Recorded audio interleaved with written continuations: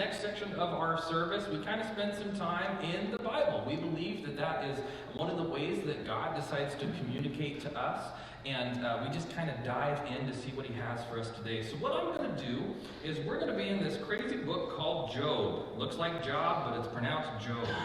And I'm going to read the chunk that we're going to go through today. I'm going to say a prayer for us, and then we're just going to dive right in. So this is what it says in the beginning of Job. It says, "There once was a man named Job, and he lived in the land of Uz. He was blameless, a man of complete integrity. He feared God, and he stayed away from evil. He had 7 sons and 3 daughters. He also owned 7,000 sheep, 300 camels, 500 teams of oxen, and 500 female donkeys. He also had many servants. He was in fact the richest person in the entire area. And one day, the members of the heavenly court came to present themselves before the Lord, and the accuser, Satan, came up to them. 'Where have you come from?' the Lord asked Satan. Satan answered the Lord, 'I've been patrolling the earth, watching over everything that's going on.' Then the Lord said, 'Have you noticed my servant Job? He's the finest man on all the earth. He is blameless. He is a man of complete integrity. He fears the Lord, and he stays away from evil.' Satan replied to the Lord, 'Yes, but Job has good reason to fear God. You've always put a wall of protection around him and his home and his property. You've made him prosper in everything he does. Look how rich he is. But reach out and take everything away from him, and surely he will curse you to your face.' 'All right, you may test him,' the Lord said to Satan. 'Do whatever you want with everything he possesses, but don't harm him physically.' So Satan left the Lord's presence." Father God, we come before you today, and we pray that you would help us with this really weird part of the Bible, that you would help us to see where you are in it, what you're communicating to us, and how we can live our lives with a little bit more hope, a little bit more of you in our lives, in a way that we can share that hope with others. We love you and we thank you, and it's in your holy and precious name we pray today. Amen. You know, sometimes I start this time that we have together with a story or an illustration or something kind of along those lines. But this is weird. Can we just acknowledge this is weird? We're talking about a guy whose name looks like Job, and we kind of talked about how there's like some heavenly court, and there's like the devil, and there's God, and they're like kind of doing this bartering match about whether they can treat someone poorly or not. That's weird, right? And so I don't really have a life example to go with that. I've never been in the courts hanging out with Jesus and the devil and whatever. It's kind of creepy, right? And so we're just going to kind of dive in. We've been going through this series that we're calling Good Grief. We kind of string ideas together in a series, and this one we've been going through is called Good Grief. Because honestly, we don't talk about grief a lot. We don't talk about going through rough stuff a lot. And to the degree we don't talk about it, the degree it continues to have a hold over our lives. And today we're kind of talking a little bit about how grief affects us as individuals. To kind of recap last week we kind of made a case for grief. We followed this guy named David in the Bible, and basically we saw that Dave kind of had a rough life. He was kind of rejected by dad, kind of rejected by his brothers, rejected by a homicidal father-in-law, and kind of suffered loss after loss after loss. And as a result, when he got to be later in his life kind of went off the rails. I mean, David has lots of songs in the Bible, a lot of good blues hits about why his life is kind of rough, but his life still kind of runs off the rails. The inability to deal with his grief led to broken relationships, broken families, and a very broken life later on. So some of the things we kind of came to the conclusion to last week is that the cost of unaddressed grief is too high to ignore. That if we stamp it down and stamp it down and stamp it down, it comes out sideways. Through broken relationships, through broken jobs, through addictions, through all kinds of stuff. And we also kind of talked about how grief is a process that Jesus invites us into so that we can experience his redemption and his comfort in the midst of profound pain. I ain't never going to tell you that pain-free life on this side of heaven is possible, but there can be hope in the midst of it.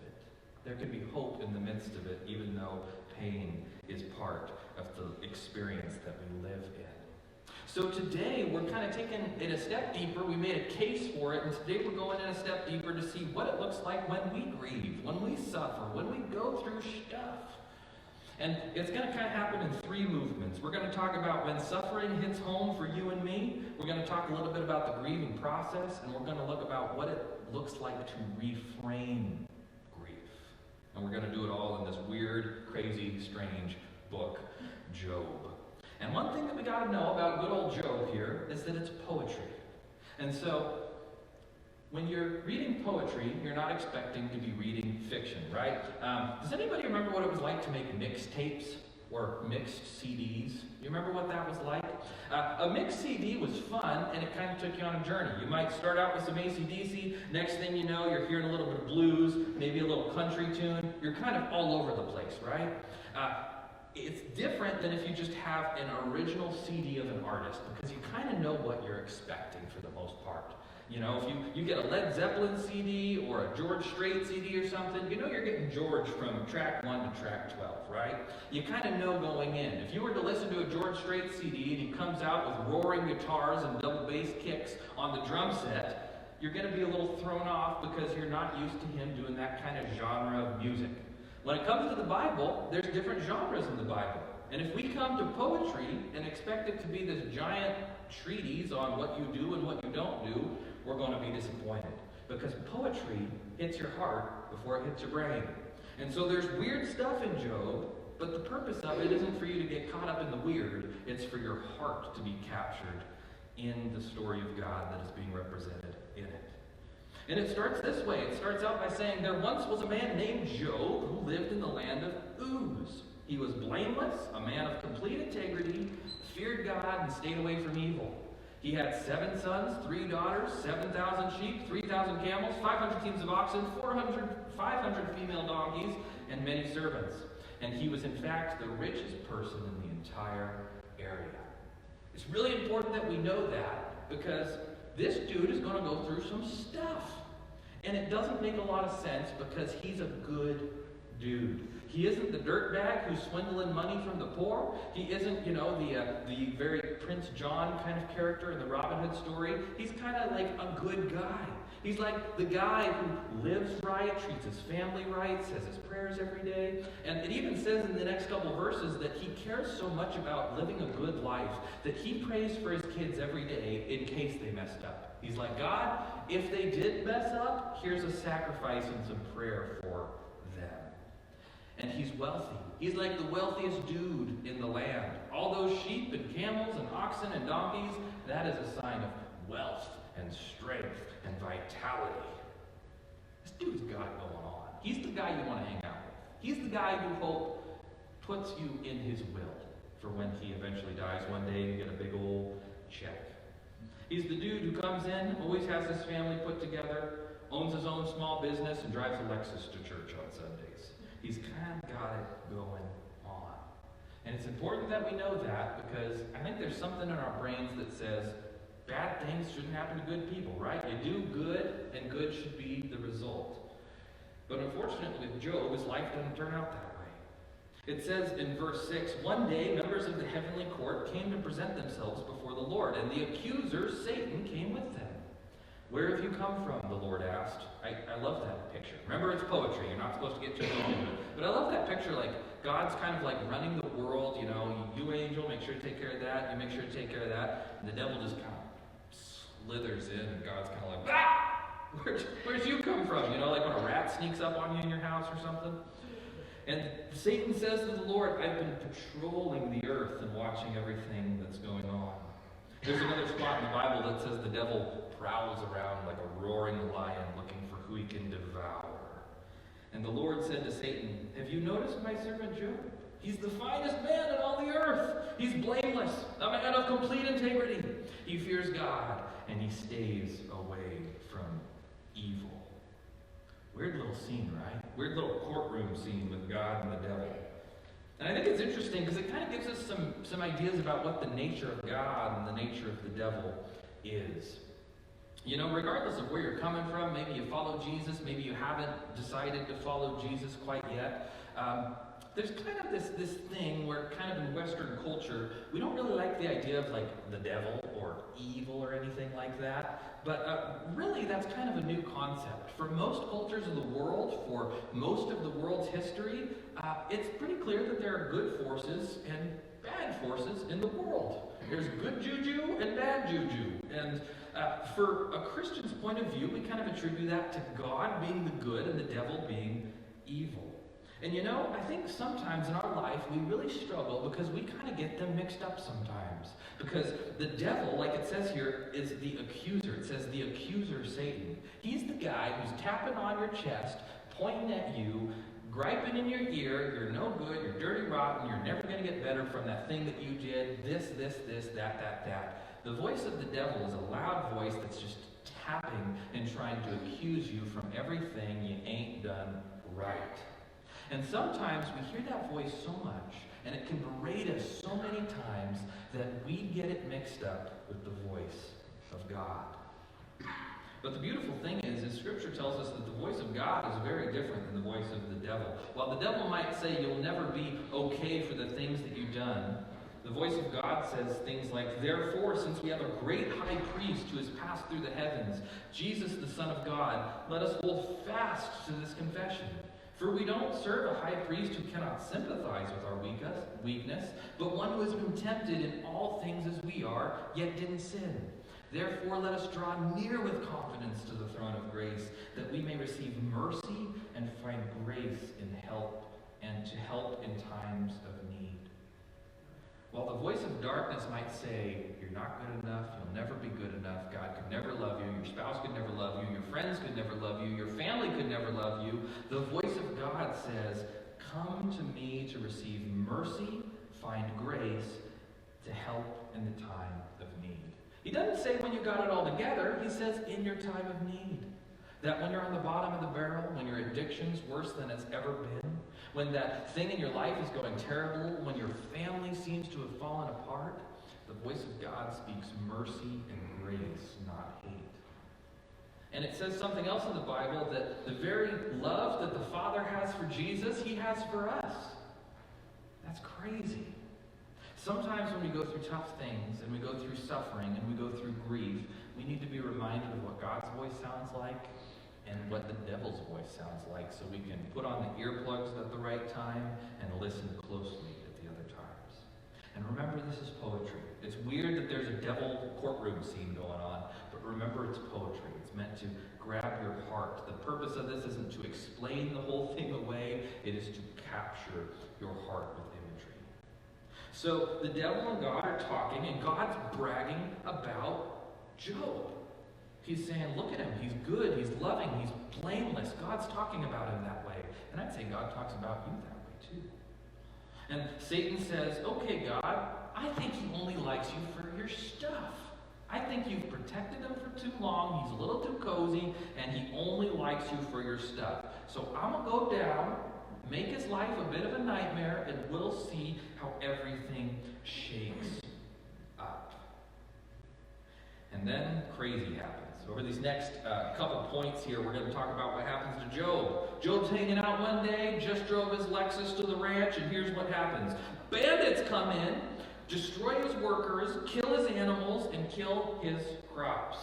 He's going to have to sell that Lexus now, because his source of income is donezo. The guy who was in riches is now in rags.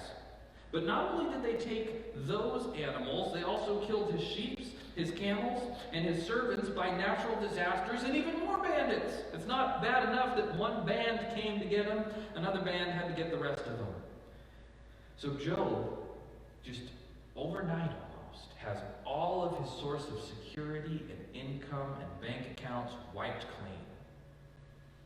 And then finally, the last thing that happens to him is that his family's killed. While they're gathering together in a house and having food together, a great wind comes in and falls on them all of them dead, except for his wife, which in and of itself is a bit of suffering, which we're going to see. Suffering hits home for Job, and it hits home severely. Kids gone, income gone, work gone, servants gone. It hits home, and he doesn't know what to do with it. and we don't know what to do with it. When suffering hits home, we have more questions than we do answers. And when that happens, I believe one of the only things that we can do is to hold on to something. Because when your life falls apart, you're disoriented and everything seems to be going off the rails. And you gotta hold on to something. When the waves are crashing, when the storm is raging, when the winds are howling, you gotta hold on to something. And something that I want us to know from this first chunk of Job is to kind of name suffering for what it is. Suffering is disorienting and it's confusing. That's what it has on this next slide. Suffering disorients us and it confuses us. It takes our power away and we don't know what to do about it. And what's frustrating about the book of Job, which I'll just tell you straight up, is that it doesn't give us an answer. Because the question we're asking is, he's a good guy, why in the world did this happen to him? And the whole book, which is a bunch of chapters, doesn't give us an answer. Which is really frustrating, because I'm an answers guy. I don't need to necessarily know how to do the science experiment. I just want to know what the right answer is. I don't really want to know how to do the math equation. I just want to know the answer to the math equation. And this crazy, weird little book here doesn't really give us an answer for suffering, but it does point us to an anchor to hold on to. While the book of Job doesn't necessarily give us an answer, it points to the person who suffered most, Jesus Christ, and tells us that we're not alone, even in the midst of our suffering. Because suffering wasn't part of the original program. That wasn't a part of the original world that God made. And even though the world kind of ran off the rails, Jesus decided to suffer with us. Now, I don't know about you, but when somebody's going through something, it's hard to be with them, right? It is hard. I don't know what I'm going to say. I don't know what the right thing is to do. I'm hurting for this too. I don't know how to navigate it. Suffering is hard, and suffering with someone is hard. And if anybody should get a pass from suffering, it should be the dude who made the perfect world and leaves gross humans to do what humans do and mess things up. But the message of Jesus Christ is that he comes to earth, that he hangs out with gross, stinky fishermen, that he decides to walk in their path, feel their hurts, and experience their hurts on a cross. As we look at this idea of suffering, which is confusing and disorienting, there's three notes that I want to make. The first is that we need to know that as suffering hits Job, he begins to ask really big questions of God. He asks, God, are you just? And if you are, why don't you run the world according to your own rule book? Maybe that freaks you out a little bit. Maybe you grew up in an environment where you don't ask God those things. But those are the two main questions that Job asks in this book. And eventually it comes to this conclusion that there's no really answer, but there's a lot to run in the world that we don't get. But the book is meant to point us to Jesus, who is called the suffering servant, who is called a man of sorrows. And he's the person who walks with us through it. Suffering doesn't make a lot of sense. Suffering is confusing. Suffering, in many forms, is evil. But the comfort that you and I are supposed to have is that we don't have to go through it alone, that we do have an anchor, and that in some crazy grand scheme, upside down, backwards way that Jesus' kingdom works, that somehow death is a path to life. Doesn't make suffering okay. Doesn't mean the fact that people pass away okay. Doesn't make the fact that job loss and things like that is okay. It doesn't. But it does mean that it doesn't get the final say. In Jesus' life and his death, he shows that we don't have to go through suffering alone. And in his resurrection, he shows that it leads somewhere. In the book of 1 Peter, it says this really great thing. It says, in all of these things we greatly rejoice, though now for a little while you might have to suffer grief of all kinds of trials. These have come so that they may prove the genuineness of your faith, of greater worth than gold, which perishes perishes even though refined by fire. It may result in praise and glory and honor when Jesus Christ is revealed. Though you've not seen him, you love him, and even though you do not see him now, you believe and are filled with his inexpressible and glorious joy, for you are receiving the end results of your faith, the salvation of your souls. That somehow in the process of suffering, Jesus is able to use that to mold, to refine, to work with us, so that at the end of the day, it might turn into something that can be redeemed.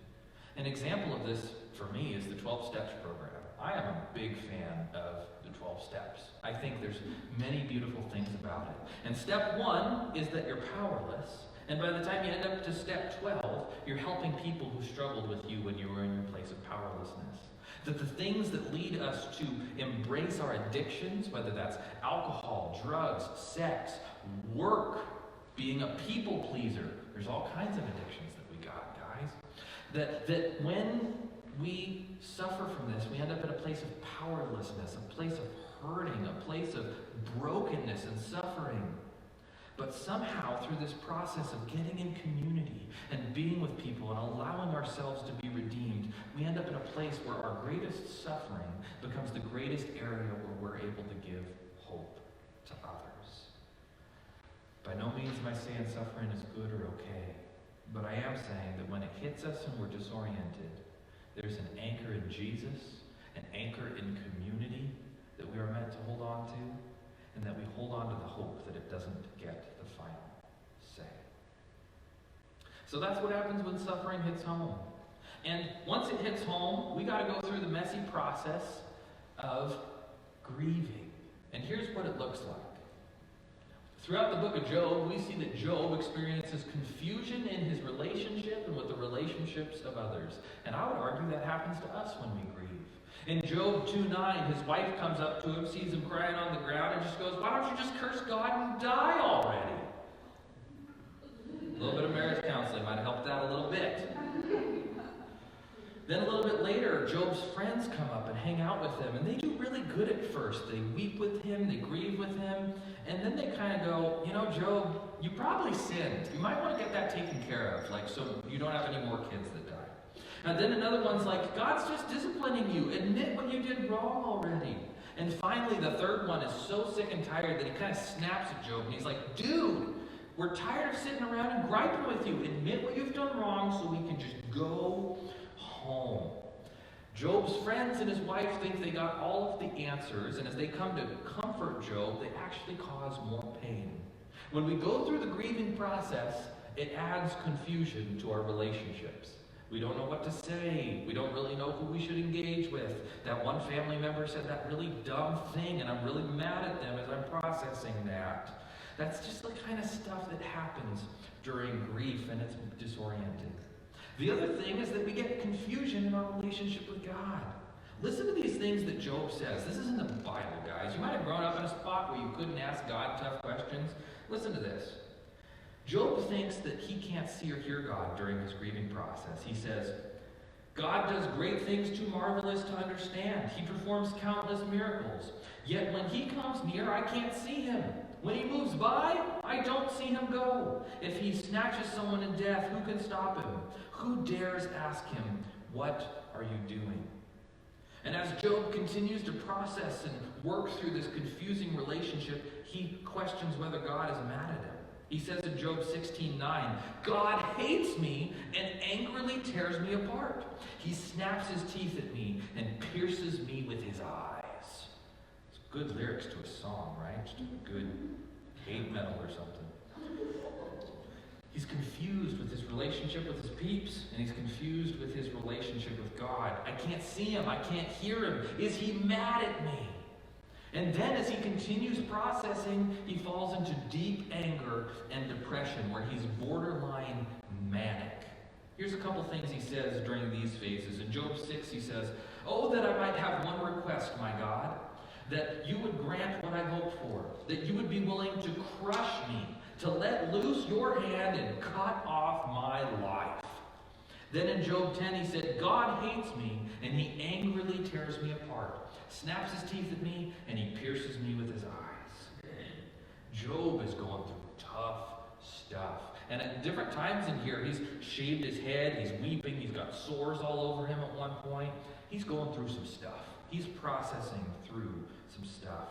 And eventually it ends up with him questioning God's justice and the way God runs the world. He says in Job 27, "As surely as God lives, who has denied me justice, the Almighty who has made my life bitter."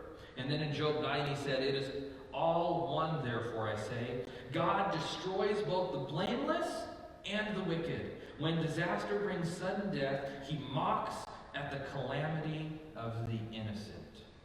If I could be so provocative, Job has both of his middle fingers up to the sky, and he has given God the riot act. And here's what it says in Job 2:10. "In all this, Job did not sin in what he said." Job's given it to God. He is going through it. He's manic, he's depressed, he's angry. He thinks God hates him. And he's saying, "God, you don't really know how to run this stinking world of yours." But it says in all of it, Job did not sin in what he said. Maybe you grew up in an environment where you couldn't ask God stuff. Couldn't talk to God about stuff. Maybe you grew up in a family where negative emotions are not something that you could express. You couldn't say, "Mom, I'm angry." You couldn't say, "Dad, I'm struggling with this." Maybe that's how you look at God, and maybe that's how you look at family. But here in the book of Job, it's saying that you can ask God big questions. You can be ticked at God. You can be sad and depressed. You can be confused with your relationship with God and your relationship with your friends and family. And that doesn't mean you're doing it wrong. Because grief is messy. It ain't a straight line. It's this, well, it's not even a circle. It's kind of one of these kind of programs, where the lines and dots go everywhere. Job gives God the riot act. And one thing that I think we really need to know about processing rough stuff is that it's okay to feel what you feel. It's okay to process. It's okay to go through it. And it's okay to ask God big questions. Sometimes, God and I use interesting words with each other. Usually in the car. Usually with loud music playing. And in the book of Job, it tells us that that's actually okay. When suffering hits home, we need to hold on to an anchor, and we need to know that Jesus can redeem it. And when we go through the process of grief, I would invite us to grieve toward God. That's the big thing that really is different in what Job is doing. That's different in how Job attacks this while not sinning. Is he's willing to bring this stuff to God. He processes with people, but he's willing to bring it to God. If you have a conflict with someone, it's usually best to just kind of do that one-to-one and head on, right? Why would that be different with our relationship with God?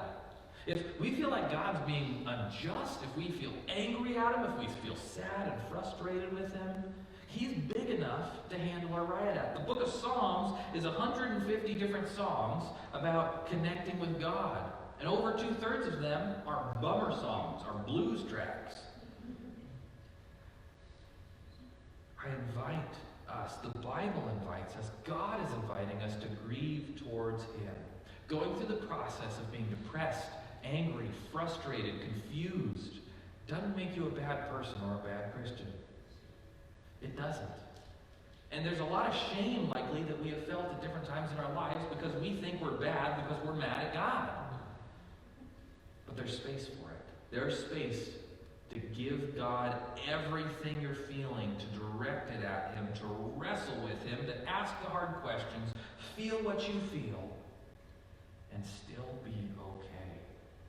God invites you to grieve toward him. And in the words of Jesus in Matthew, it says, "Those who mourn will be comforted." That what if stepping into that is actually part of the path towards healing?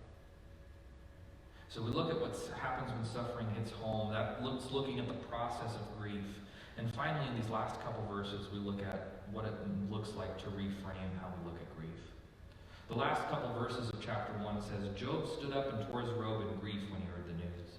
He shaved his head and he fell on the ground and he worshipped. And he said, I came naked from my mother's womb, and I will be naked when I leave.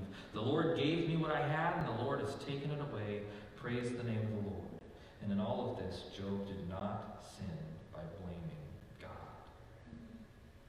I think it's really crazy that Job loses everything, and it says that he begins mourning and he falls to the ground to worship. Now, that word worship is a word that means that basically in the priorities of our life, we decide to make God the top priority. That the things that we do in life and the way that we live are directed towards Him and His way of doing things, because we believe that that's actually what leads to the best life possible. That our life is reoriented around God and His ways. And when suffering hits home, when life is so hard for Job, first thing he does is worship. Now, this is part of the reframing grief thing. I don't think that he got down on his knees and started singing Kumbaya. I don't think that he got down on his knees and was just like, amazing grace, just kind of like really going for it like you do at a funeral or something, I don't think that's what it means when it says he fell to his ground in worship.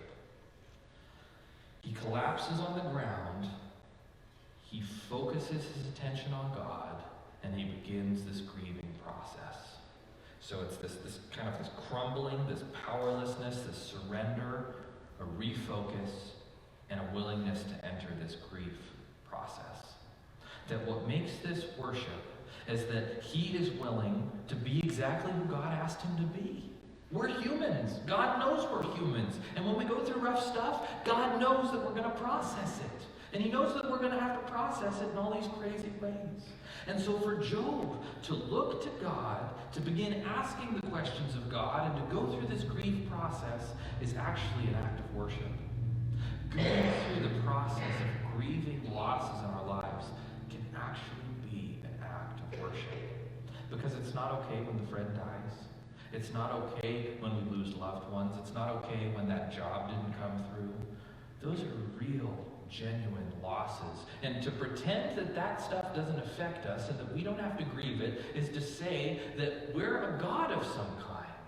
And we're not really humans. But to be human is to grieve. The joy is along with the pain. And when we're willing to say, God, I'm just a human. God, you're the only anchor I can look to right now. God, I'm going to step into this process where I might read you the riot act. It's actually an act of worship. That's the point I want us to get at when we reframe this idea of grief, that grieving and questioning God can actually be an act of worship. And so I would invite us again, when we grieve toward God. This is a weird book. It's a weird story. And it doesn't really have much of a resolution. It kind of resolves with Job having this really weird conversation of God, and God's kind of like, judging the world's more complicated than humans get. And Job's kind of like, all right.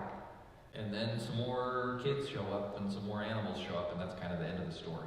But like I said, it's poetry. It's not meant to be a one-size-fits-all or an answer for everything. But it is meant to tell us that when we suffer and go through things, we don't have to do it alone. Because the King of Kings and the Lord of Lords decided to suffer for you and for me. Not only the sin and the pain and the hurt that we've caused with others, but what was done to you. That when Jesus died on a cross, he took on everything that was outside the realms of the world that he originally created. That where there is pain and sorrow and agony and evil and suffering, Jesus took it upon himself and defeated it on the cross. Not only what we've done, but what has been done to us. That means the biggest suffering you've experienced, the most pain you've experienced, the stuff you haven't even processed yet, Jesus took on for you so that you wouldn't have to go through it alone. Like I said, I'm never going to preach a pain-free life, but I do believe that a hope-filled life is possible. Because in Jesus Christ, he doesn't sit up on the sky and look down at you from like a side eye. He comes next to you. He supports you. He experiences it with you. He feels it with you. And at the end of the day, resurrection is the end. that what happens on Friday need not be ignored, but we need to know it ends in resurrection. So as we get towards the end of our time today, I want to ask a question for us to reflect on as we do our last song today. I just want to ask, what do you need to give God today? What are you processing? What are you struggling with? What are you struggling through? Maybe it's something that hasn't even happened recently, but happened a while ago.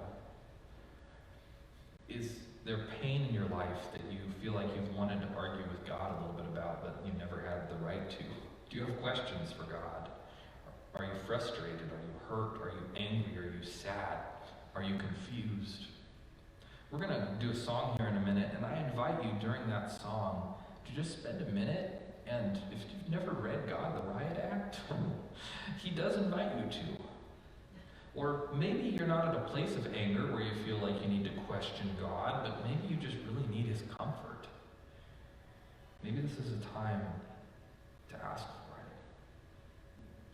I invite you to reflect on this question. What do you need to give God today? What are you holding on to that needs to be released? And as we do this last song today, I invite you to just kind of, in your seats, meditate, to think, and maybe even have a conversation with God about it.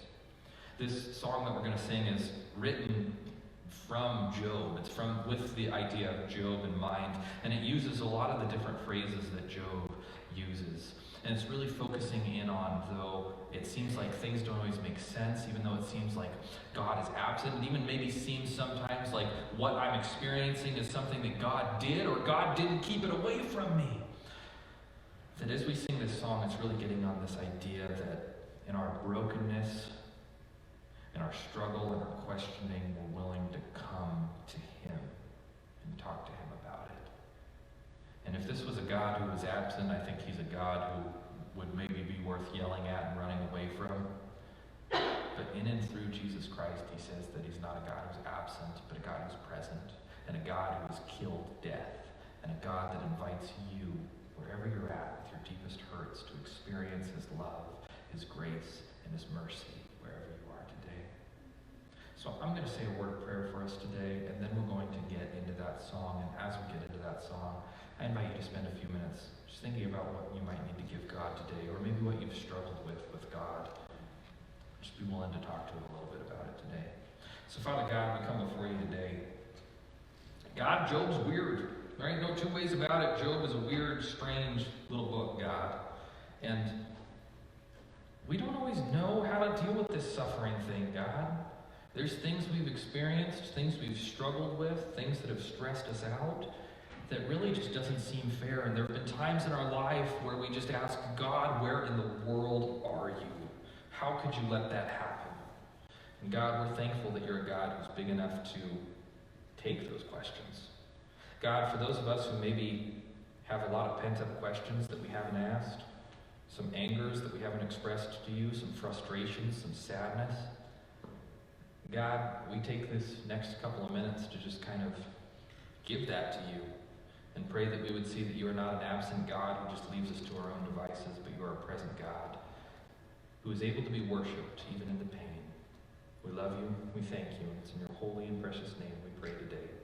Amen. Won't you join us with a moment of reflection as we do this song today?